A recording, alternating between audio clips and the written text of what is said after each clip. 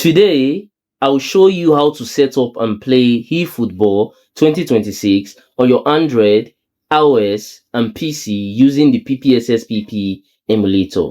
Please make sure to stay super focused during this process because if you are to make any mistake, it's not going to work.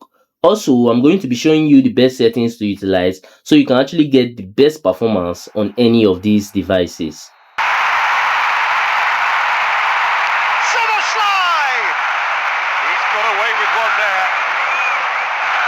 It's always a long way out to try something like that, but he did pretty well. Decent try. Lucas.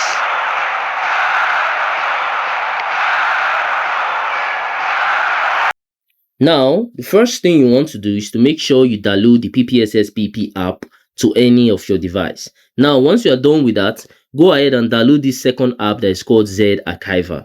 It's very, very important. Now, once you are done with that, simply open your PPSSPP emulator for the first time.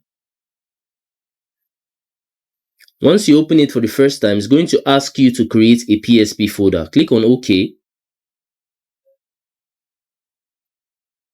Now it's going to take you to your main directory. Just choose any folder that you want it to utilize. As for me, I always like using the document folder. So I'll click on document, use this folder, allow. Then I'll click on OK. Now that will bring me to the PPSSPP interface. As you can see, there's no game in here to play. So this is where the Z Archiver comes into play. So I'm going to open my Z Archiver and now I'm going to locate my PSP game file. In this case, is the eFootball. Now, let's locate the game file. Currently, you can see my game file in here. So what you want to do right now, you have to tap on it just once. If you tap on it, you're going to see extract options. Now, click on extract here and it's going to start extracting all the files that is needed. So let's simply wait for it to finish doing that. Alright, now it is done extracting. You can see there's a PSP folder here. So if I go in there, you can see each and every files that is needed is in here. Now what we have to do, we have to start moving these files one by one to our main PSP folder. So make sure to stay focused because if you are to make any mistake right now, it's not going to work. Now we're going to start with the save data file. So we'll go inside the save data file. You can see a save data in here. Hold down on it. Click on cut. Now locate your main PSP folder. If you remember, my main PSP folder is inside document section. So I'll click on document. PSP, this is the save data. I'll paste it in here. Now that's done. Now I'll go back to the extracted files. Now move on to texture. The same thing. I'll hold down on it. I'll cut it. Go back to my main PSP folder in the document section. Locate texture. I'll paste it in there.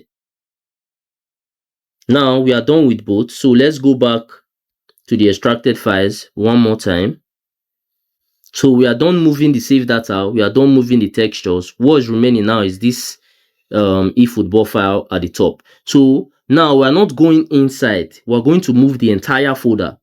So we're going to hold down on it, we'll cut the entire folder, and then we'll go to our main PSP folder. This time we're going to the game section.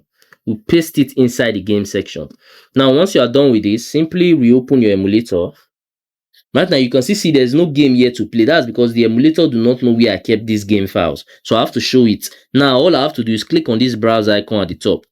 Once I click on it, I'll show it to you I'm keeping my game files. It's inside the document section. PSP, game. I'll click on use this folder, allow. Now you can see that the game is there and is ready to play. Now, like I said, you'll be needing some settings to give you the best FPS and performance on any of your device. I already have dedicated videos for that, and I'm going to recommend one of those videos at the end of this video. So all you have to do, just stick to the end of this video so you can have access to that. Now let's give this game a try and see how it goes.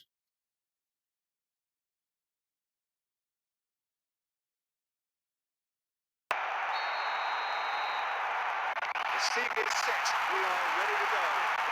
Particularly use of his fabulous Brazilian playmakers, but John Media is certainly a part of that company.